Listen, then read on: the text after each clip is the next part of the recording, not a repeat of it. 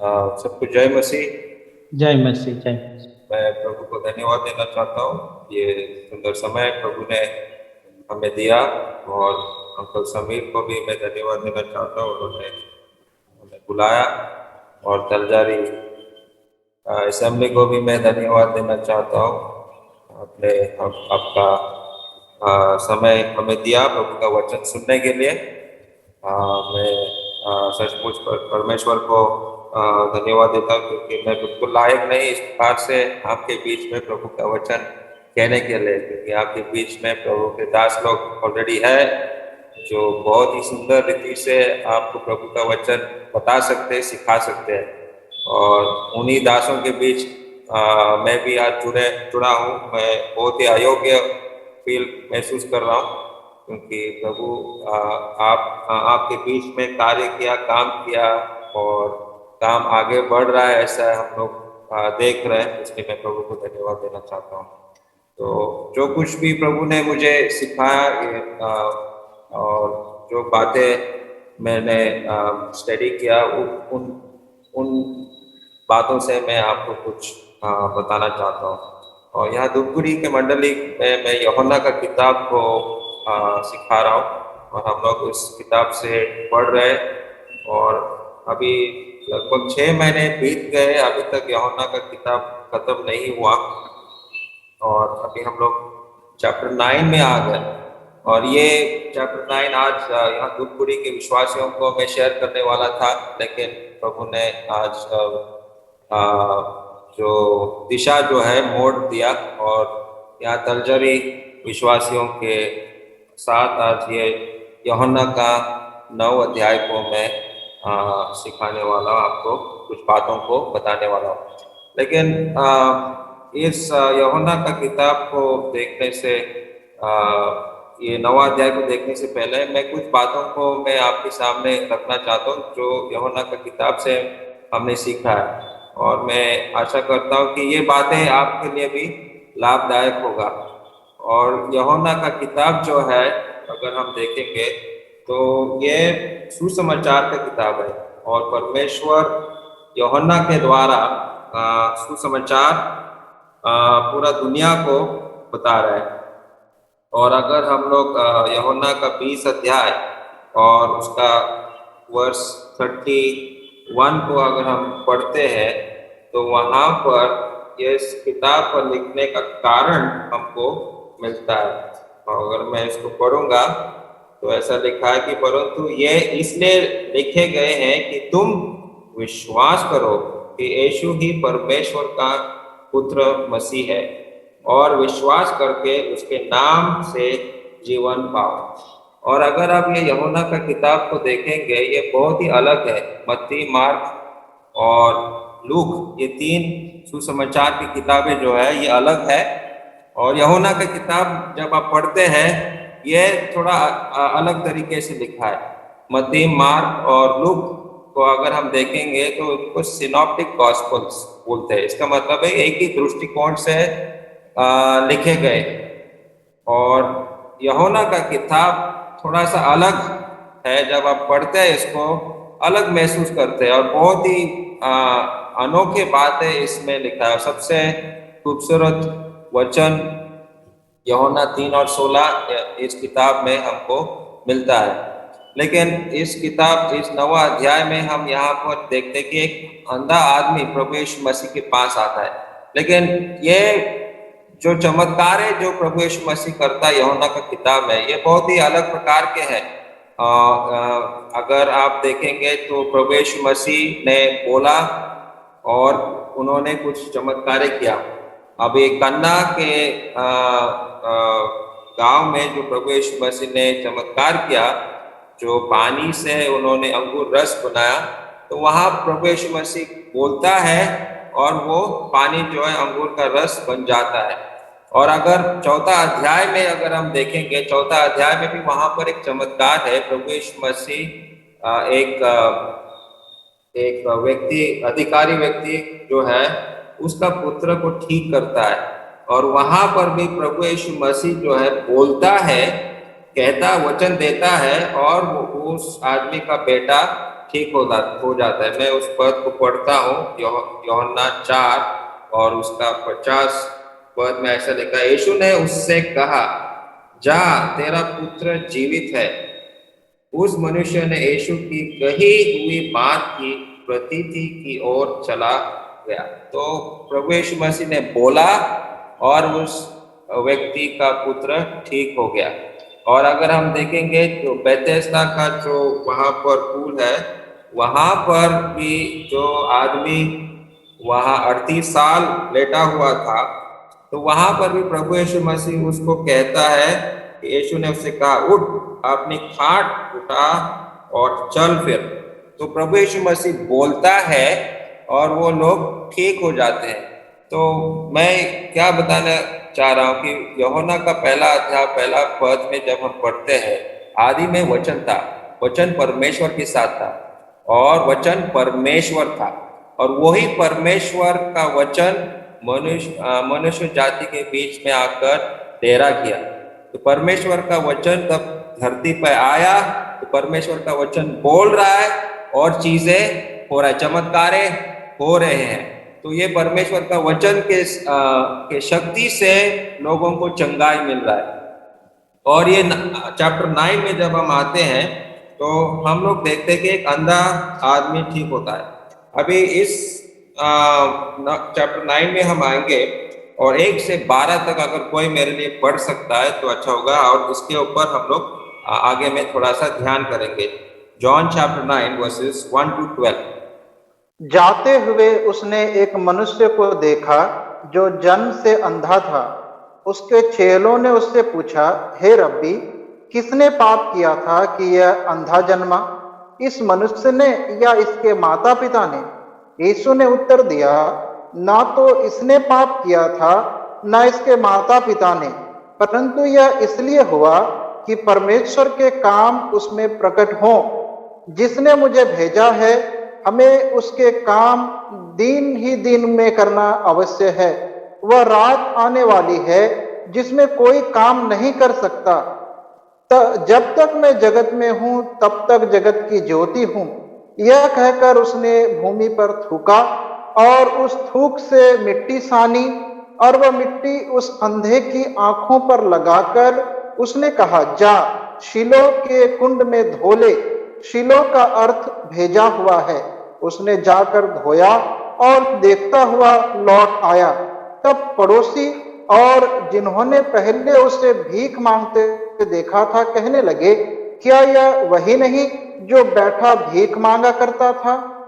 कुछ लोगों ने कहा, यह वही है। दूसरों ने कहा, नहीं, परंतु उसके समान है। उसने कहा, मैं वही हूं। तब वे उससे पूछने लगे, तेरी आंखें कैसे खुल गई? उसने उत्तर दिया, यीशु नामक एक व्यक्ति ने मिट्टी सानी और मेरी आंखों पर लगाकर मुझसे कहा, शीलो में जाकर धो ले। अतः मैं गया और धोया और देखने लगा। उन्होंने उससे पूछा, वह कहाँ है? उसने कहा, मैं नहीं जानता। थैंक यू ब्रदर विकास। परमेश्वर अपने पढ़े हुए वचनों पर आशीर्वाद दे। अभी यहाँ इस चैप्टर 9 में जब हम देखते हैं कि ये अंधा आदमी ठीक हुआ, तो ये अंधा आदमी जो है जन्म से ही अंधा है, और ये जन्म से अंधा आदमी का जो चित्र है, ये हर मनुष्य का एक चित्र है जो इस दुनिया में पैदा होता है। आत्मिक रीति से वो व्यक्ति अंधा होता है। अभी चैप्टर 5 में 5वां अध्याय में भी वहां पर भी एक चमत्कार प्रभु यीशु मसीह करता है, और वो चमत्कार जो प्रभु यीशु उस रोगी आदमी को ठीक करता है, वहाँ उस मनुष्य जो है वो वहां पर बेथेस्दा नाम का वो जो पानी जो है उसमें जाकर उनको डुबकी लगाना पड़ता था, और जो पहला व्यक्ति उसमें जाकर डुबकी लगाता था वो ठीक हो जाता था। और वहां उस व्यक्ति, ये इस्राएली लोगों का एक चित्र है। इस्राएली लोग जो उनके पास परमेश्वर का वचन था, पवित्र शास्त्र उनके पास था। हर भविष्य व्यक्ति जो है उनके ही वंश से आया था। और उद्धारकर्ता भी यहूदी लोगों के बीच से ही आने वाला था। तो ये यहूदी लोग बहुत ही आशीष किए गए लोग थे, फिर भी वो उस रोगी आदमी के तरह था, वो अपने आप को बचा नहीं सकता।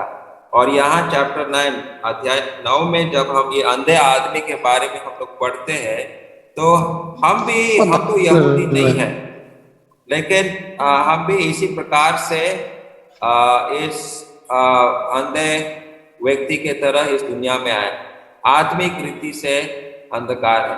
अभी देखो ये जो चमत्कार प्रभु यीशु मसीह कर रहा है ये चैप्टर 9 में, ये बहुत ही अनोखा, और इसको समझने का हम लोग कोशिश करेंगे कि प्रभु यीशु मसीह के जीवन में क्या क्या चल रहा है, क्या क्या समस्याओं का सामना प्रभु यीशु मसीह को करना पड़ रहा है, और कैसे प्रभु यीशु मसीह इस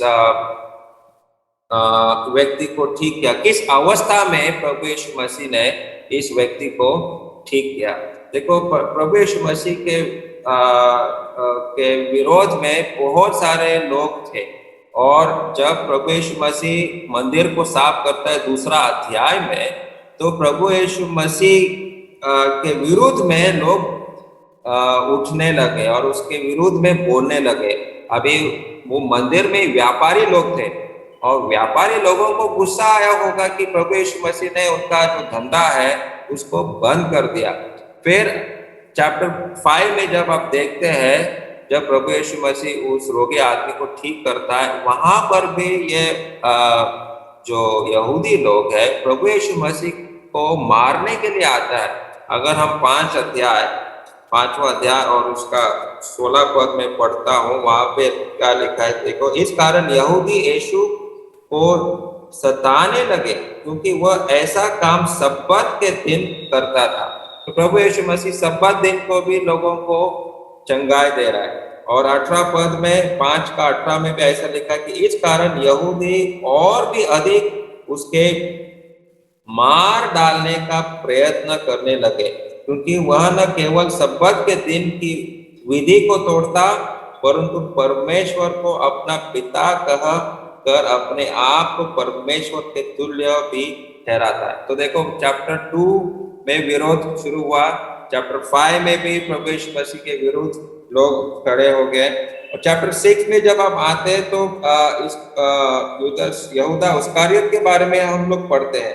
तो वहां पर चैप्टर 6 और 71 में हम पढ़ते हैं कि यह उसने शिमोन इस्करियोत के पुत्र यहूदा के विषय में कहा था, क्योंकि वही जो 12 में से एक था उसे पकड़वाने को था। तो प्रभु यीशु मसीह को पता था कि उसका विरोध में लोग उठ रहे। अभी उसके बीच में जो 12 शिष्य है उनके बीच में भी अभी उसके विरोध में लोग खड़े हो गए।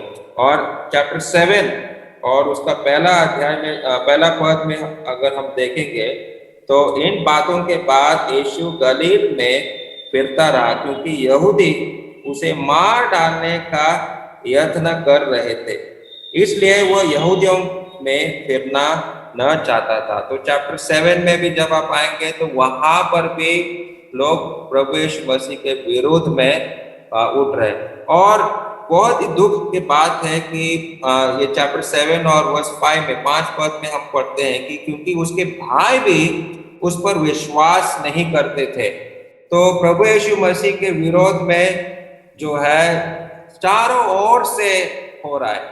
और मंदिर में उसी 7वां अध्याय में अगर हम 32 पद में देखेंगे तो ऐसा लिखा है कि फरीसियों ने लोगों को उसके विषय में ये बातें चुप चुप के करते सुना, और प्रधान याजकों और फरीसियों ने उसे पकड़ने का सिपाही भेजे। तो वो लोग प्रभु यीशु मसीह को पकड़ना चाह रहा था, उसको मार डालने का प्लानिंग चल रहा है।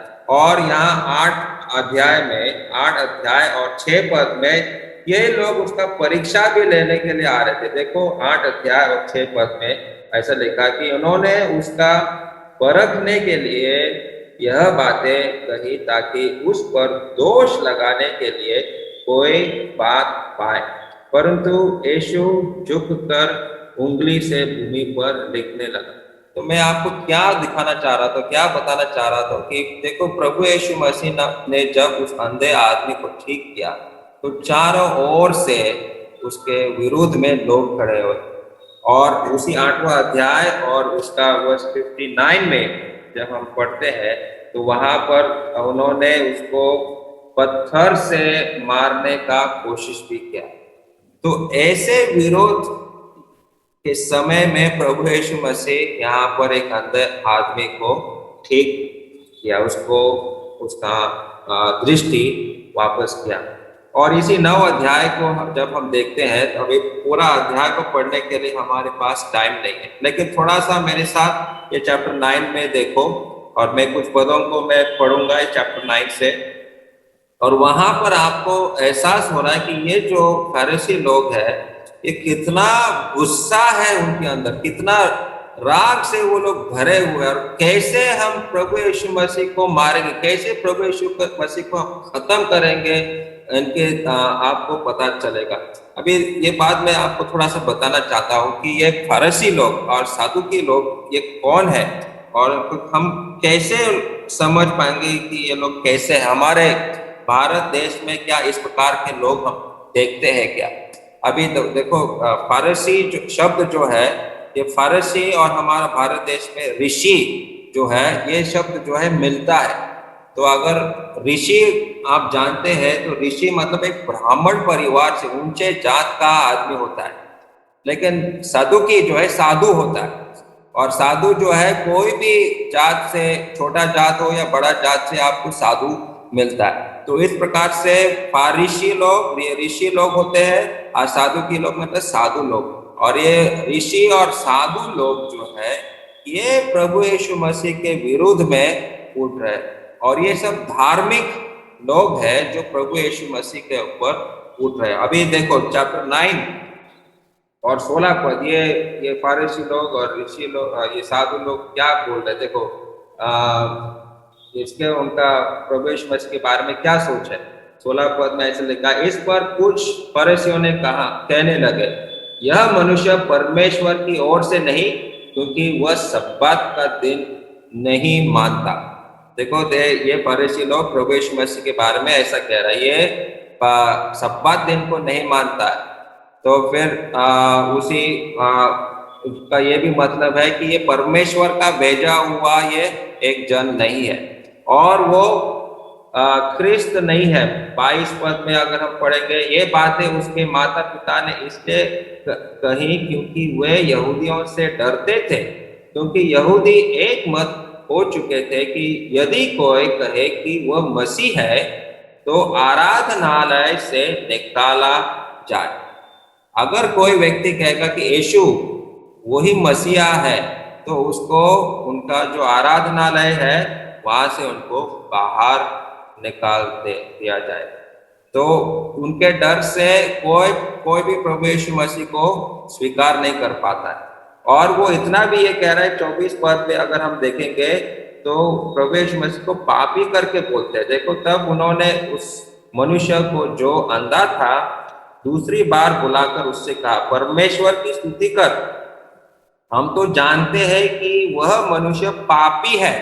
तो ये प्रभु यीशु मसीह को किस नजर से देख रहे हैं? प्रभु यीशु मसीह को एक पापी के नजर में देख रहे हैं। और वर्स 29 में जब हम देखते हैं 29 में क्या कहते हैं, वे फरीसी लोग क्या कहते हैं, हम जानते हैं कि परमेश्वर ने मूसा से बातें की, परंतु इस मनुष्य को नहीं जानते कि कहाँ का है, ये कहाँ का यीशु है, हम नहीं जानते हैं उसको। क्यों ये यीशु मसीह के बारे में बातें कर रहे हैं?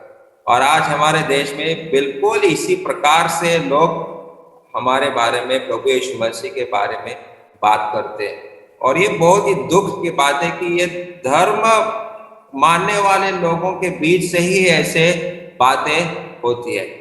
लेकिन प्रभु यीशु मसीह जिस प्रकार से यहाँ यूहन्ना की किताब में एक दूसरे लोगों से बातें करते हैं, बहुत ही अद्भुत है। और याद करते हैं प्रभु यीशु मसीह ने निकोदेमस से कैसे बातें किया। और आप लोग भी, मेरा विश्वास है कि आप लोग यूहन्ना का पूरा किताब को पढ़ा है, और आप जानते हैं कि यूहन्ना 3 में क्या बातें हुआ आप शायद आप जानते हैं। तो निकोदेमस जो है ये ब्राह्मण है, ऊंचा जात का आदमी है। और हमारे भारत देश में ऐसे मानते हैं कि अगर आप छोटा जात है तो आपका नया जन्म होना चाहिए, फिर आप बड़ा जात का बनेगा। तो मतलब अगर आप शूद्र है, शूद्र के बाद आप दूसरा जन्म लेंगे तो वैश्य बन सकता है, फिर वैश्य के बाद फिर आप क्षत्रिय बन सकते हैं, तो क्षत्रिय के बाद फिर आप ब्राह्मण के जैसा जन्म ले सकते हैं। लेकिन प्रभु यीशु मसीह ये ब्राह्मण को कह रहा है तुमको दोबारा जन्म लेना पड़ेगा। तो ये शायद निकोदेमस सोच रहा होगा, अरे मैं तो सबसे ऊंचा जात का आदमी हूँ, तू मुझे कह रहा है कि मुझे दोबारा जन्म लेना पड़ेगा।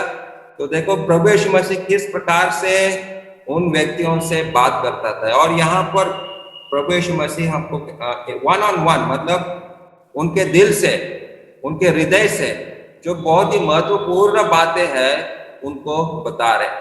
और फिर हम देखते हैं कुछ शम्रोनी महिला के बारे में, जब हम देखते हैं कि शम्रोनी लोग ये भी आधे यहूदी है, पूरे रीति से यहूदी नहीं है। वो लोग दूसरे पहाड़ पर परमेश्वर का आराधना कर रहे हैं। तो प्रभु यीशु मसीह उन शम्रोनी लोगों को भी बताता है और वो शम्रोनी महिला को कहता है you must worship God in spirit and in truth, मतलब सच्चाई से और आत्मा से आपको परमेश्वर का भक्ति करना चाहिए। और ये शम्रोनी लोग सही रीति से परमेश्वर का आराधना नहीं करते थे, हालांकि वो इस्राएल देश में रहते थे, कनान देश में रहते थे, और वो लोग भी यूसुफ के संतान लोग ही थे, फिर भी परमेश्वर को सही रीति से वो लोग आराधना नहीं करते थे। तो प्रभु यीशु मसीह उनको बोल रहा है कि तुमको भी सच्चाई से और आत्मा से उनका भक्ति करना चाहिए। फिर वो 5वां अध्याय में जो आदमी वहां पर बेथेस्दा के पुल के पास जो बीमार व्यक्ति था, प्रभु यीशु मसीह उसको जब चंगाई करता है तो उसको 5 और 14 पद में कहता है कि इन बातों के बाद वो यीशु को मंदिर में मिला। यीशु ने उससे कहा, देख तू चंगा हो गया, फिर से पाप मत करना, ऐसा ना हो कि इससे कोई भारी विपत्ति तुझ पर आ पड़े। देखो उस व्यक्ति का बीमारी का कारण उसका पाप था। और ये बात जो है हम लोग अगर सीखते हैं, बाइबल हमको सिखाती है कि कोई कोई बीमारी, हर बीमारी नहीं लेकिन कोई कोई बीमारी जो है ये पाप की वजह से आता है। और उस व्यक्ति के पाप की वजह से वो 38 साल वो बीमार था, लेकिन प्रभु यीशु मसीह ने उसको ठीक किया। तो वही बात यहाँ पर प्रभु यीशु मसीह उस व्यक्ति को, जो बहुत ही जरूरी बात है, उसको वहां पर बता रहा है कि तुम दोबारा पाप मत करना। फिर 8वां अध्याय में उस पापी महिला, वो बेचारी महिला जो है वो प्रभु यीशु मसीह के पास लेकर आते हैं और वहां पर प्रभु यीशु मसीह उस महिला को भी बहुत ही अच्छा बात उसको बताती है। और मैं पढ़ रहा हूँ 8:11 में ऐसा लिखा है कि उसने कहा, हे प्रभु किसी ने नहीं। यीशु ने कहा, मैं भी तुझ पर दंड की आज्ञा नहीं देता, जा और फिर पाप न करना। प्रभु यीशु मसीह कहता है, मैं भी तुझ पर दंड की आज्ञा नहीं देता। देखो उस महिला के ऊपर, जो ये पापी व्यभिचारी महिला है, प्रभु यीशु मसीह उसको दंड दे सकता था। प्रभु यीशु मसीह पत्थर से उसको मार सकता था क्योंकि वही योग्य था, लेकिन प्रभु यीशु मसीह उस पापी महिला को नहीं मारा। प्रभु यीशु मसीह बोला उस पर कोई दंड का आज्ञा नहीं। और वही बात आज भी हमारे साथ है। जब हम प्रभु यीशु मसीह के पास आते हैं, दंड का आज्ञा हमारे ऊपर नहीं है। रोमी 8:1 में ऐसे लिखा है। जब हम प्रभु यीशु मसीह के पास जाते हैं, प्रभु यीशु मसीह जब हमारा पाप क्षमा करता है, तो दंड का आज्ञा हमारे ऊपर नहीं है। और ये अंधा आदमी के बारे में जब हम आगे देखने वाले हैं कि कैसे ये प्रभु यीशु मसीह को अंगीकार करता है, कैसे वो प्रभु यीशु मसीह को उद्धारकर्ता के रूप में देखता है, ये आगे हम लोग देखने वाले हैं। तो अभी ये अंधा आदमी जो है चैप्टर 9 में जब हम आए हैं, ये अंधा आदमी ठीक हो गया, एक चमत्कार हुआ है। और ये जो फरीसी लोग, मैं बोल रहा, ये ऋषि और साधु लोग कितना उसके ऊपर गुस्सा किया, कितना उसके बाद उसके विरुद्ध में बातें किया, थोड़ा सा हम लोग देखेंगे। तो चैप्टर 9 वर्स 28 में ऐसा लिखा है कि तब वे उससे बुरा भला कहकर बोले, तू ही उसका चेला है, हम तो मूसा के चेले। तो ये अंधे आदमी को वो लोग बुरा भला कहा। हम भी प्रभु के जन हैं, हम लोग प्रभु को स्वीकार है, हमारे विरुद्ध में भी लोग ऐसी प्रकार से कहते हैं, हमको बुरे भला कहता है। और क्या किया इस व्यक्ति का, वर्स 34 में पढ़ते हैं चैप्टर 9 यूहन्ना 9 और 34 में। उन्होंने उसको उत्तर दिया, तू तो बिल्कुल पापों में जन्मा है, तू हमें क्या सिखाता है? और उन्होंने उससे बाहर निकाल दिया। देखो, ये लोग इस अंधे आदमी के जीवन में जो चमत्कार उसको हुआ है, ये वो चमत्कार को स्वीकार नहीं पा रहा, इसलिए उसका अपमान कर। और यही आज के दुनिया में करते हैं, जो प्रभु यीशु मसीह को स्वीकारते हैं, जो प्रभु यीशु मसीह को पाए हैं, जो महान काम परमेश्वर ने हमारे जीवन में जब करते, जब अन्य जाति के लोग देखते हैं, अविश्वासी लोग जब देखते हैं, तो वो इन बातों को पसंद नहीं करते और हमारा अपमान करने का कोशिश करते हैं। और अंत में यहाँ क्या किया उसके साथ, उसको बाहर कर देता है, बाहर निकाल दिया, उसको रिजेक्ट कर दिया, स्वीकारा नहीं। आज हम लोग जो प्रभु के लोग हैं, इसी प्रकार से हमारा व्यवहार किया जाता है, रिजेक्ट कर दिया। और यही बातें आप सब लोग जानते, शायद जो हिंदू परिवार से प्रभु के पास आए, ऐसे ही आपके जीवन में हुआ हो। और हमारे यहाँ धूपगुड़ी के विश्वासियों के साथ भी इसी प्रकार से उनके साथ व्यवहार, जब उन्होंने प्रभु यीशु मसीह को स्वीकारा, कहाँ से निकाल दिया और उनको स्वीकारा और उनका अपमान किया, उनके गाल पर थप्पड़ मार दिया गया। इस प्रकार से उनका व्यवहार किया, लेकिन इन्होंने सब सहन किया। और जो इस प्रकार से सहता है, जो प्रभु यीशु मसीह के लिए अपमानित होता है, प्रभु उनका सम्मान करता है। और ये बहुत ही अच्छा बात है जब हम इसको पढ़ते हैं। तो 35 पद में जब हम पढ़ते हैं, तो कैसा प्रभु यीशु मसीह ने उसको स्वीकारा। देखो 35 पद को मैं पढ़ रहा हूँ। यीशु ने सुना कि उन्होंने उसे बाहर निकाल दिया, और जब उसे भेंट हुई तो कहा, क्या तू परमेश्वर के पुत्र पर विश्वास करते हैं? तो यहाँ पर 3 चीजें हैं जो मैं आपको दिखाना चाहता हूँ। सबसे पहले कि इंग्लिश में लिखा है and verse 35, Jesus heard that they had cast him out. परमेश्वर ने सुना या प्रभु ने सुना। देखो, आपके जीवन में जो कुछ भी कष्ट है, प्रभु सुनता है।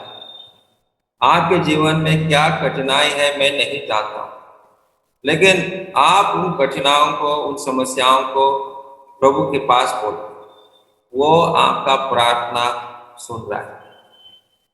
और फिर दूसरा बात यहाँ पर इंग्लिश में लिखा है कि and when he had found him. तो हिंदी में ऐसा नहीं है कि वो खोजा, मतलब उसको खोजने गया। तो प्रभु यीशु मसीह खोजते हैं, ढूंढता है, कहाँ पर है मेरा भाग्य, कहाँ पर है मेरा लोग। तो प्रभु यीशु मसीह खोजते हुए उसके पास गया। आज भी प्रभु यीशु मसीह लोगों को खोज रहा है, ढूंढ रहा है। कौन खोया है इस दुनिया में, कौन पाप के दलदल में खोया है? प्रभु यीशु मसीह आपको बुलाना चाह रहा है, आपको पुकार रहा है और बोल, आओ मेरे पीछे आओ, मैं आपको ठीक कर सकता हूँ, मैं आपको अनंत जीवन दे सकता हूँ। ये सारे बातें प्रभु यीशु मसीह आज भी लोगों को खोजते हुए जाता है। तो प्रभु यीशु मसीह हमारे मुसीबतों को सुनता है। प्रभु यीशु मसीह हमको खोजते हुए आता है।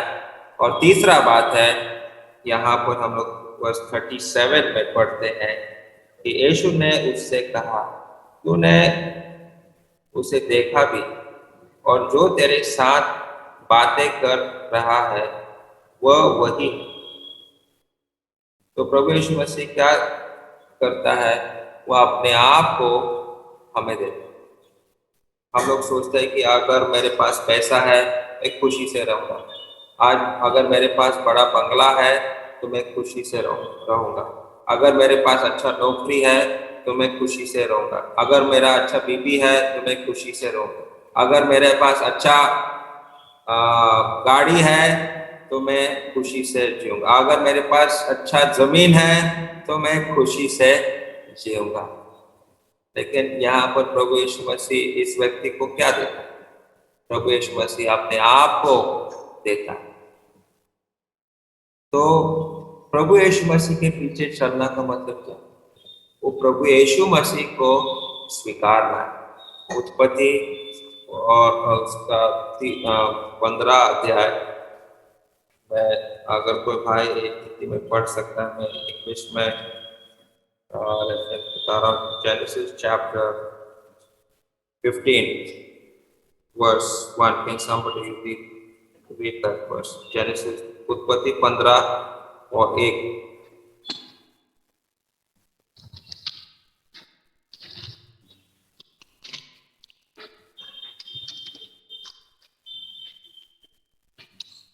मैं पढ़ता हूँ।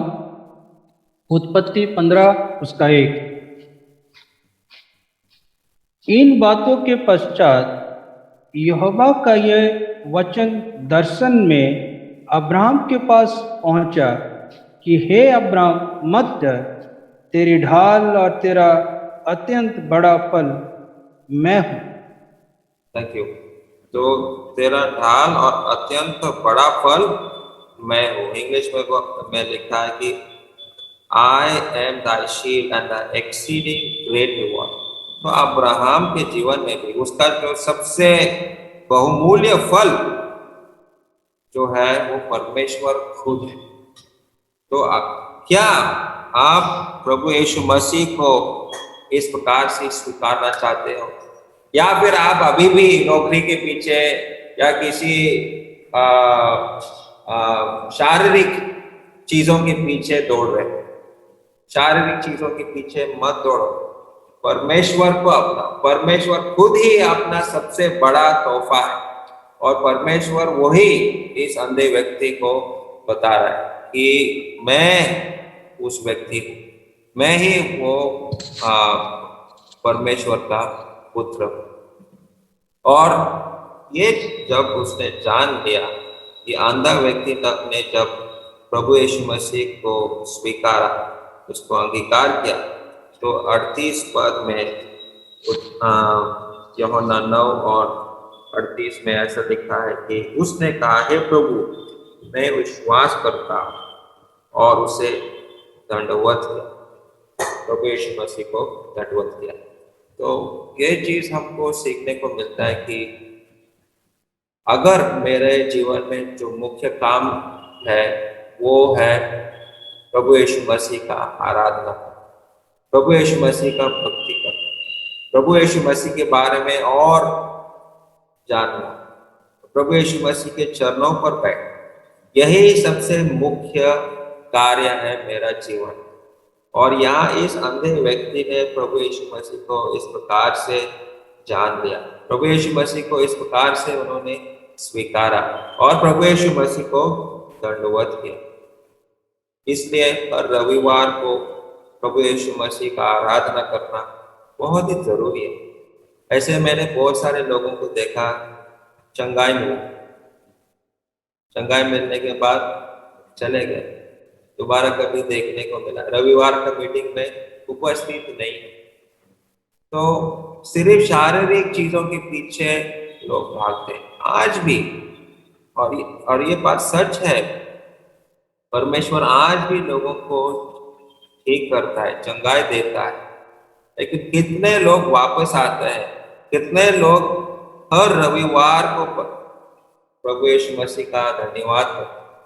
हर रविवार, सिर्फ एक बार नहीं, दो बार नहीं, लेकिन हर रविवार को मैं जाऊंगा, मैं प्रभु यीशु मसीह को धन्यवाद दूंगा। जरा सोचो, ये आदमी जन्म से वो अंधा है, जन्म से अंधा है, उसने कभी देखा, अभी हर सुबह जब वो उठेगा, कितना खुशी की बात है कि अभी मैं देख सकता हूँ, अभी मैं जो परमेश्वर ने सुंदर चीजें वो बनाए मैं देख सकता हूँ।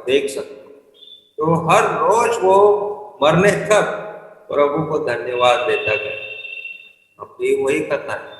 एक समय में हम लोग अंधे थे, लेकिन आत्मिक रीति से अभी हम लोग देख सकते हैं।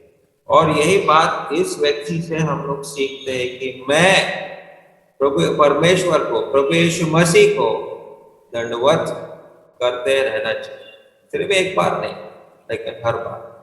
अभी यह यूहन्ना का किताब में जो है यहाँ पर किस प्रकार से लोगों ने प्रभु यीशु मसीह को अंगीकार किया, मैं आपको बता रहा हूँ। देखो, पूरा यूहन्ना का किताब को मैं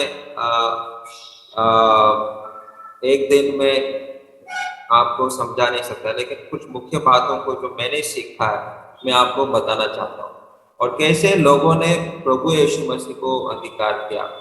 और सबसे पहले जो है बपतिस्मा देने वाला यूहन्ना, बपतिस्मा देने वाला यूहन्ना ने प्रभु यीशु मसीह के बारे में क्या बोला, वो चैप्टर 1 वर्स 29 में, वहां पर हम लोग देखते कि देखो यह परमेश्वर का मेमना है जो जगत का पाप उठा ले जाता है। तो बपतिस्मा देने वाला यूहन्ना ने जब पहली बार प्रभु यीशु मसीह को देखा तो उसने बोला कि ये परमेश्वर का मेमना है जो दुनिया का पाप को निकालने वाला है।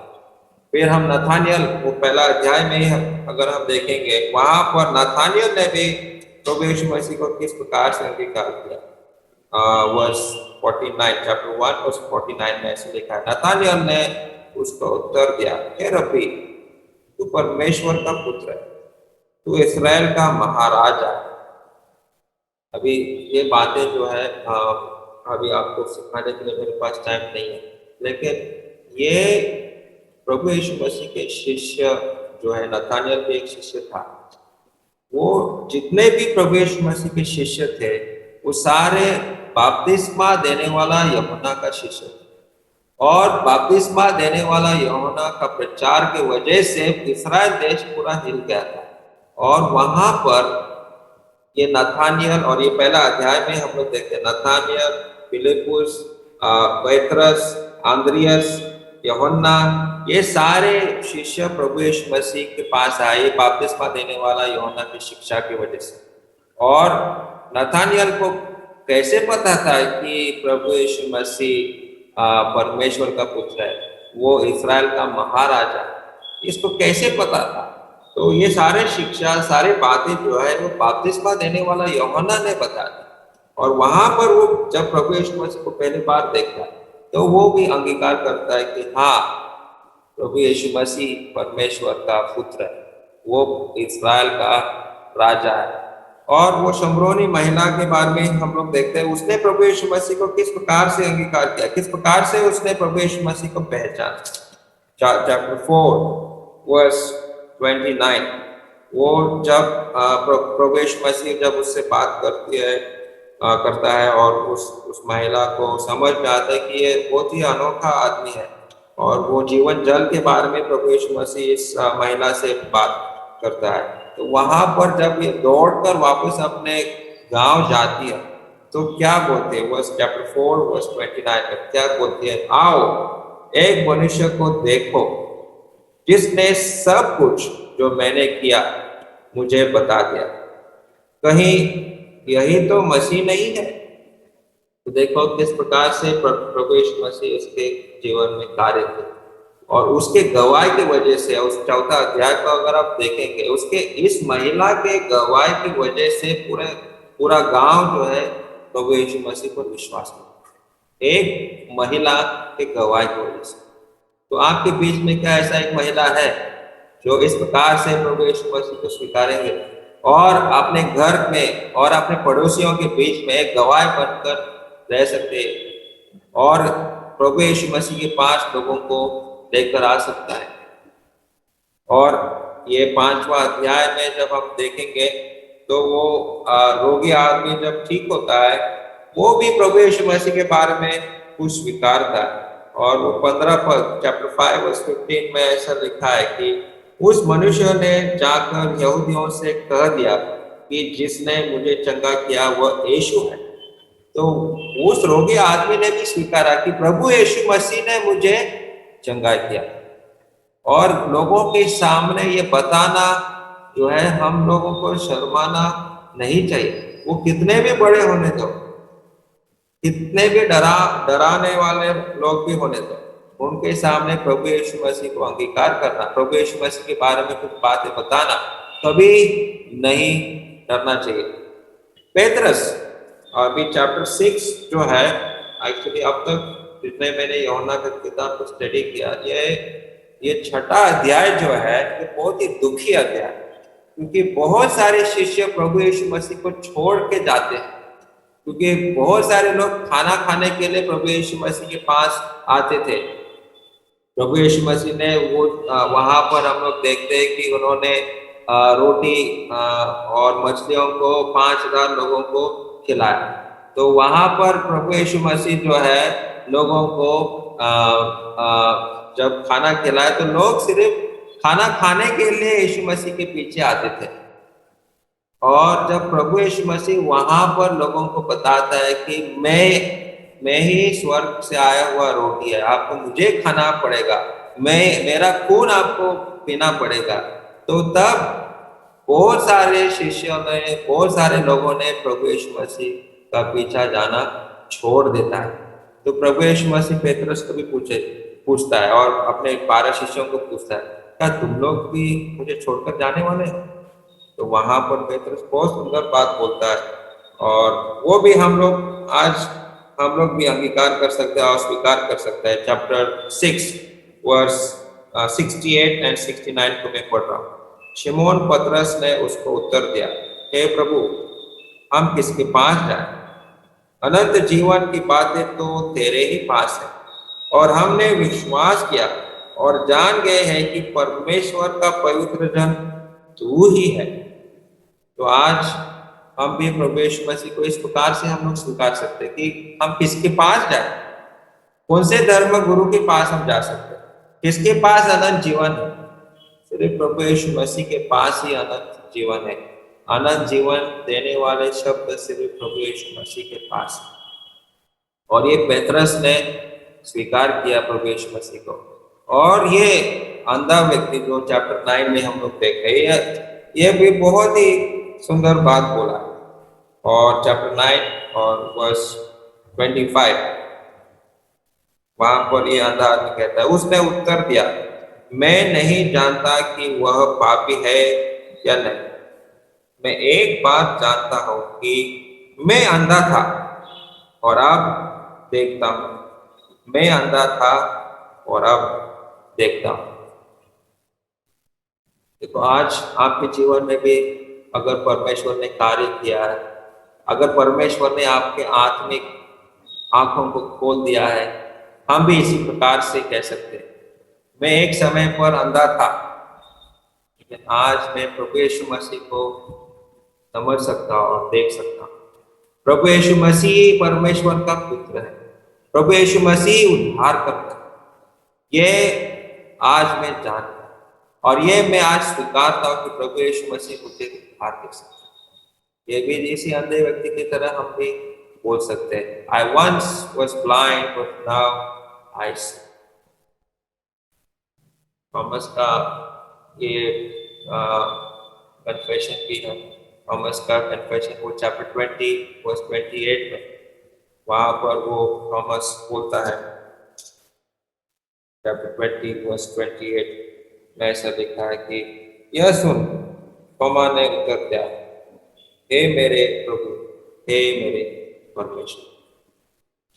तो आज जो बातें हमको बताना है और जो कहना है वो यही है क्या आपने प्रभु यीशु मसीह को इस प्रकार से स्वीकारा? और जो प्रश्न प्रभु यीशु मसीह उस अंधे व्यक्ति को पूछता है, वही सवाल आज आपके सामने भी मैं रखना चाहता हूँ। वो सवाल यह है कि क्या तू परमेश्वर के पुत्र पर विश्वास करता है? क्या तू परमेश्वर के पुत्र पर विश्वास करते हैं? और अगर आप करता है तो मतलब आपकी आत्मिक आंखें खुल गई। अगर अभी तक आपने प्रभु यीशु मसीह को परमेश्वर का पुत्र के रूप में नहीं स्वीकारा तो अभी तक आप अंधे हैं। और वही इस बातें जो है ये ऐसे ही प्रभु यीशु मसीह अंत में ये चैप्टर 9 में बताता है। और यही कुछ चीजें जो है जो मैंने सीखा ये अध्याय 9 से, वही बातें आज मैं आपके सामने रखा और विश्वास करता हूँ कि इस अंधे व्यक्ति की तरह भी हम भी प्रभु यीशु मसीह को स्वीकार कर सकते हैं और प्रभु यीशु मसीह के पीछे हम लोग जा सकते हैं और प्रभु यीशु मसीह का आराधना, उसका भक्ति सच्चाई से और सही तरीके से करें। फिर एक बार मैं प्रभु यीशु मसीह को धन्यवाद देना चाहता हूँ और तालजारी असेंबली के प्राचीनों को भी मैं धन्यवाद देना चाहता हूँ, उन्होंने मुझे ये समझ दिया। Thank you.